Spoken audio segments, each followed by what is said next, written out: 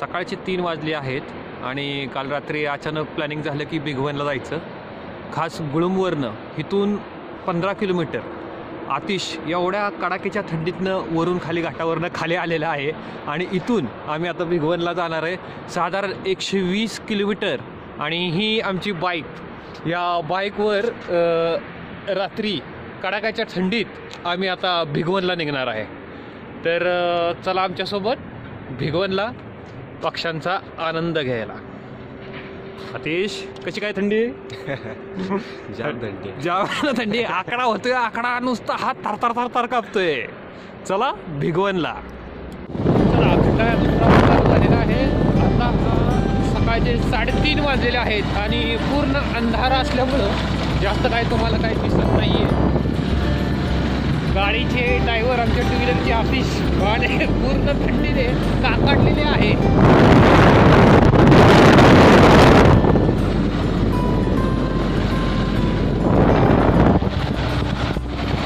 आता आपण पोचलो आहोत लोणंद बाजार.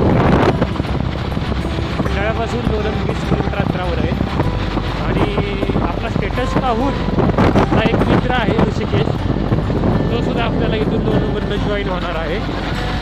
तर आता थोड्याच वेळात आपण लोणंदमध्ये पोहोचत आहोत आणि ऋषिकेशला पिकअप करत आहोत.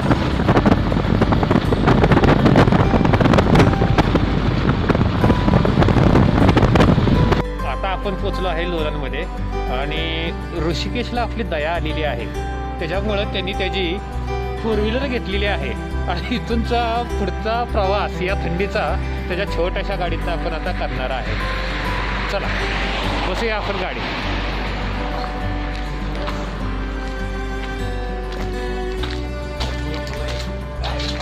सकाळ बॅगा टाकून घ्या रे.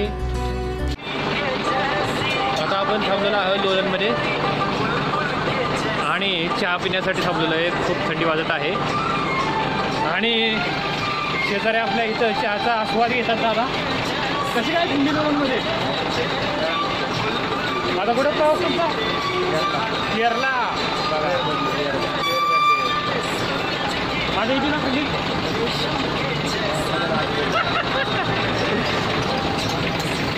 जरा 3 चहा द्या. तोपर्यंत शिकून आलो पलीकडे.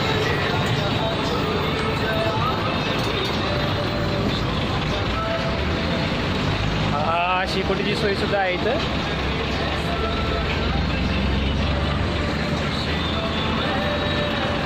थोडं जरा चार्जिंग करून घेऊ जरा. आतिश, कसं वाटते?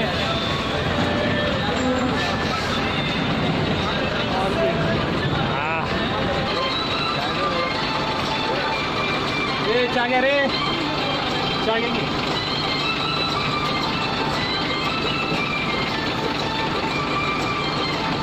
का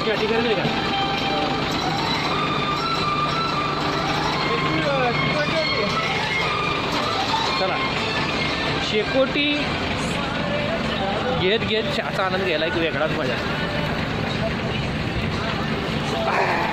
येतेच का रे आतिश? अशी थंडीतली मजा आहे की वेगळीच मजा. बघा, ऋषिकेशला सकाळच्या बारीच भूक लागलेली आहे आणि त्यांनी खास बिस्किटचा पुडा आणलेला आहे. ठीक आहे, हार घेतलेला आहे गाडीत बांधायला. सकाळची पूजा करून आता गाडी बाहेर काढूया.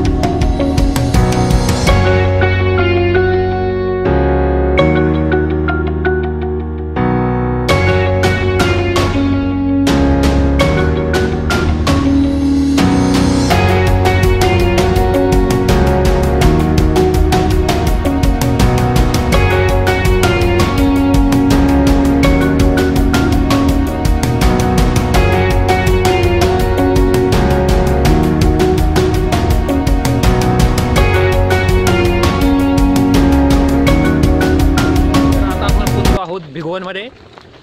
आपल्यासोबत आहेत आज भिगवणचे एक्सपर्ट उमेश सल्ले. हाय. आज त्यांच्यासोबत आज आपण भिगवणचा आनंद घेणार आहोत. चला.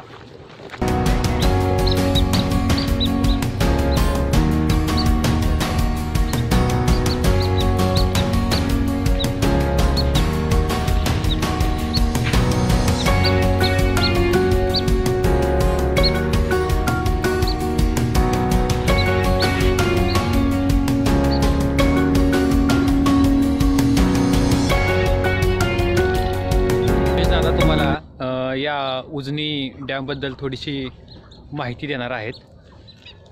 या गावाला लाभलेलं उजनी डॅम महत्त्वाची देणगी मानली जाते. इथे अनेक मुलांना रोजगार मिळाला, कारण इथे उथळ पाणी असल्यामुळे पक्ष्यांचं प्रमाण सगळ्यात मोठ्या प्रमाणात आहे. कारण उथळ पाणी असल्यामुळे पक्ष्यांना अन्न चांगल्या प्रकारे मिळते. त्यामुळे अनेक बाहेरून येणारे पक्षी इथे मोठ्या प्रमाणात आले. गुलासी आयबीज, फ्लेमिंगोस, वास्प्रे, पेरिगन फाल्कन, बारहेडेड गीज, रुडी शेल्डक असे अनेक जातीचे पक्षी आपल्या या उजनी धरणामध्ये आलेले आहेत. आणि त्यामध्ये लाभलेलं महत्त्वाचं गाव म्हणजे कुंभार गाव.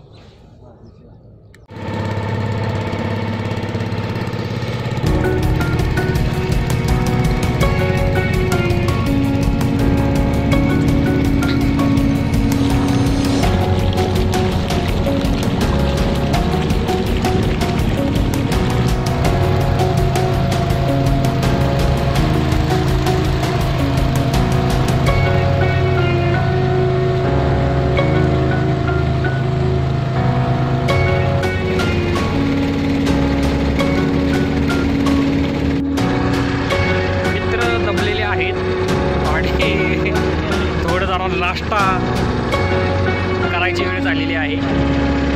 बर्डिंग खूप भन्नाट झालेला आहे आणि आता वेळेचा आस्वाद घेत आहोत.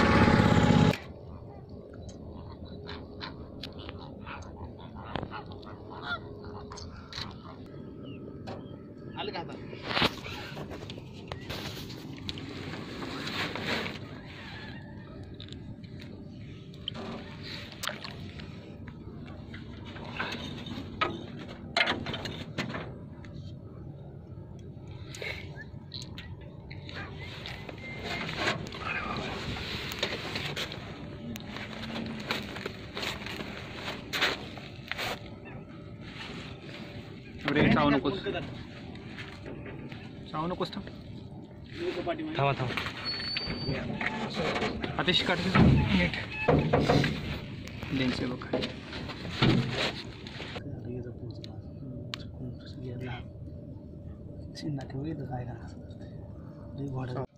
आत्ताच आपण एक माशाच्या जाळीमध्ये अडकलेला लिटल कॉर्मोनंट या पक्ष्याला त्या जाळीमधून सोडवलेला आहे आणि त्याला व्यवस्थितपणे आता परत आपण निसर्गाच्या सानिध्यामध्ये सोडत आहोत.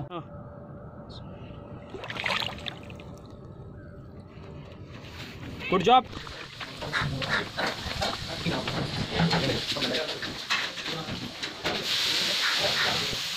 तर मित्रांनो, आपण आलो आहेत आता भिगवणमध्ये आणि जो अग्निपंख जो फ्लेमिंगोचा एक मोठा इथं पॉईंट आहे, पक्षी निरीक्षणासाठी येतात.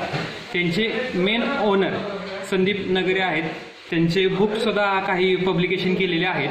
तर आज थोडंसं त्यांना विचारू की हा चालू करण्याचा मार्ग कसा त्यांनी चालू केला किंवा इथून पुढे त्यांचे काय ॲक्टिव्हिटी असतात, एक थोडक्यात आपण त्यांच्याशी बोलू. तर त्याची जी सुरुवात जी मी केली ती साधारणतः एक 12-13 वर्ष तर आरामात झाली असतील. तर सुरुवातीला काही पक्ष्यांची मला एक आवड होती, म्हणजे पक्षी बघणं, पाहणं, त्यांच्या मागे फिरणं. तर ते स्वतःला आवडायचं. पण पूर्वी या ठिकाणी असं की बऱ्याच प्रमाणात त्या पक्ष्यांच्या शिकारी करणं, म्हणजे जे लोक असतील, हे ज्यावेळेस बाहेरून येणारी मायग्रेशन डक्स असतील, जे बदकांचे प्रकार असतील, तर हे इथे सर्रास मारून खाणे हा प्रकार होता. तर हे थोडंसं किळसवाणं वाटायचं. मग याच्यावर कंट्रोल करणं, आणि लहान वय होतं, मी लहान असेल, तर हे शक्य नव्हतं एकट्यासाठी. तर असं करत करत एखादा म्हणजे खूप जुनी गोष्ट, एक मुंबईचे फोटोग्राफर इकडे आलेले सुदैवाने त्यांचा नंबर वगैरे माझ्याकडे काहीच नाही आहे, कारण त्यावेळेस मोबाईल वगैरे काही नव्हतंच. तर ते असेच फिरत असताना मी त्यांच्या पाठीमागे फिरत होतो. तर त्यांनी सांगितलं, बाबा तू का फिरतो? मी त्यांना बोललो, बा सर हे पक्षी बघायला मला सुद्धा आवडतात. मग त्यावेळेस आमची एक मच्छीमाराची एक जुनी बोट होती. तर ते फ्लेमिंगो म्हणजे काही माहीत नव्हतं, फक्त पक्षी. मग त्यांनी सांगितलं की एक मार्चचा काळ असेल, एक सगळ्याची बेटं बाहेर होती, त्यावेळेस हजारो फ्लेमिंगो इकडे असायचे भिगवणला. त्या बेटांवरती सांगितलं त्यांनी, मला त्या बेटावर जायचे, मला कोणी सोडेल का? ते फ्लेमिंगो पक्षींचे फोटो काढायचे. मग तेव्हा त्यांच्याकडून मला पहिल्यांदा कळलं की हा फ्लेमिंगो पक्षी, ज्यांनी मला मराठी नाव सांगितलं अग्निपंख असतं, त्याला मराठीत अग्निपंख रोहित असं म्हणतात. त्यावेळेस पहिल्यांदा ते पहिल्या पक्षाचं नाव मला कळलं आणि मी त्यांना त्या बोटीत घेऊन गेलो. तिथे त्यांना ते सगळं फ्लेमिंगोज वगैरे जाऊन आणले आणि त्यावेळेस खूप आवडलं. आणि त्यावेळेस त्या काळी त्यांनी मला 200 रुपये दिले. ते मग ते खूप वाटले, म्हणजे खूप आनंद झाला. मग तसंच मी हे करत गेलो. बरं ते त्यांचे काही मित्र आले, त्यांना फिरवलं. माझे काही भाऊ असतील, काही गणेश असेल, असे 2-3 मुलं सुरुवातीला सोबत घेतली आणि आम्ही ते पक्षी जाऊ लागलो. तर म्हणजे अग्निपंख हा नाव तुमचं ठेवण्याचा उद्देश म्हणजे रोहित पक्षावर? रोहित पक्षी, अग्निपंख हे फ्लेमिंगोचं मराठी नाव. बरं. त्याच्यानुसारच मी ही आमची अग्निपंख टीम बनवली. असं करत जसं म्हणजे ते हळूहळू वाढत गेलं ना, की मी 1ची 4, 4ची 5 असे 5-6 मुलं झालो. तर साधारणतः एक 10-12 वर्षाच्या काळात असेल, एक 10-12 वर्ष, 12 वर्ष लग्न झाली. त्यावेळेस मी छोटंसं आमच्या एक 5-6 मुलाला एक अग्निपंख एक टीम म्हणून मी हे केलं आणि त्यामार्फतच आम्ही ह्या लोकांना सांगत गेलो, हे पक्षी मारू नका, हे करत नका. सगळी टीम त्याच्यात इन्व्हॉल्व झाली. म्हणजे 5चे 10, 10चे 15 करत करत आता सध्या वर्किंग मेंबर किती? आता 22 मुलं आहेत टीमला.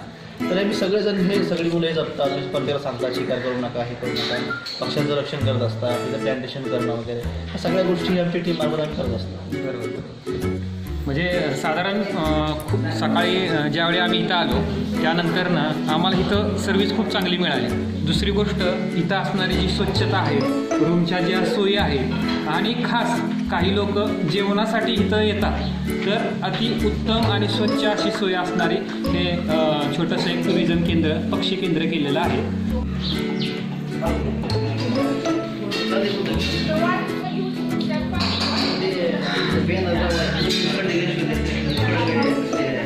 मित्रांनो, जे मासे नवीनच खात आहेत त्यांच्यासाठी खास करून ही व्हिडिओ आहे.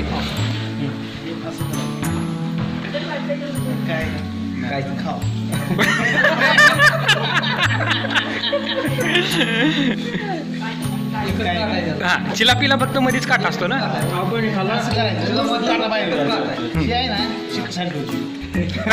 ते घायचं नाही बाबा, ते घायचं नाही.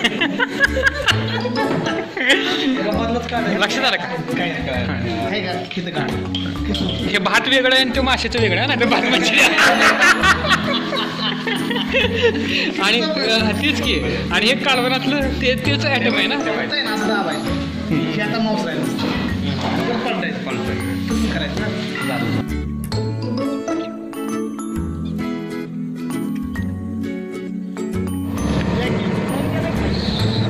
अशा तऱ्हेने आज भिगवणची भटकंती आपण केलेली आहे आणि आज खरंच उमेशने खूप सुंदररित्या आम्हाला पक्षाचं निरीक्षण करून दिलेलं आहे आणि मनासारखं बर्डिंग झालेलं आहे. ज्या अपेक्षा नव्हत्या त्यासुद्धा अपेक्षा आम्हाला आज पूर्ण झालेल्या आहेत आणि खरंच आवर्जून एकदा तुम्हीसुद्धा या भिगवणला येऊन आवर्जून भेट द्या. आणि जर तुम्हाला खरोखर पक्ष्यांचं निरीक्षण करायचे आहे, पक्ष्यांची माहिती हवी असेल, तर या भिगवणमध्ये सर्वोत्तम गाईड आणि सगळं मनासारखं नियोजन करणारे असे आमचे मित्र उमेश सल्ले यांचा नंबर मी तुम्हाला शेवटला देतोय. आवर्जून ह्यांना एकदा भेट द्या. या माणसाच्या प्रेमात तुम्ही पडा. हा माणूस स्वतःची तहानभूक विसरून आपल्यासाठी आज दिवसभर अहोरात्र खूप त्यांनी आज आमच्यासाठी प्रयत्न केले आणि मनासारखं आज सायटिंग करून दिलेलं आहे. आमच्या ग्रुपच्या वतीनं पुन्हा एकदा उमेशचं मी आभार मानतो आणि नक्की तुम्ही सुद्धा भिगवणला आल्यानंतर ना उमेशला भेटायला तुम्ही विसरू नका. उमेशचा नंबर मी तुम्हाला खाली डिस्क्रिप्शनमध्ये देत आहे.